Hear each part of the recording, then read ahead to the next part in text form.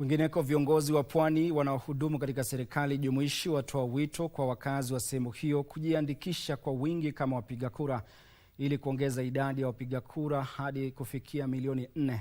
Wakiongozwa na Spika wa Bunge la Seneti Amason Kingi pamoja na mawaziri Ali Hassan Joho na Salim Mvurya, viongozi hawa walisema eneo la Pwani linahitaji kuwa na ushawishi mkubwa wakati wa muhula wa pili wa uongozi wa Rais Ruto.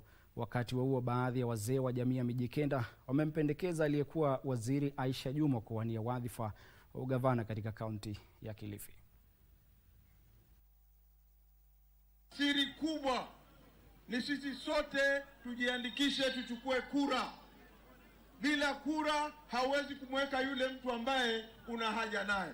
Wale ambao wamechukia William Ruto hawana shida na Ruto, wako na shida na sisi kwamba Ruto ametushika mkono. Ndiyo maana nataka niwaombe, vita hivi ni vyetu bwana. Kwanza, kama wewe uko Kilifi hii, hakikisha uko na kitambulisho kwanza. Pili, hakikisha umepata kura.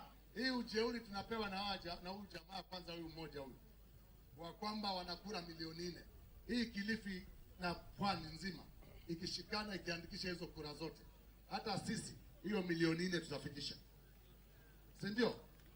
Sasa wakiwa na milioni 4 na sisi na 4, tutakutana hapo katikati tuambie, haya msema mna 4, sisi tumefikisha 4 na kama nyinyi na zaidi. Hiyo serikali tutaipanga ama tutaipanga? Niwaulize Kilifi South, kwa heshima kubwa, mtatembea na sisi safari hii?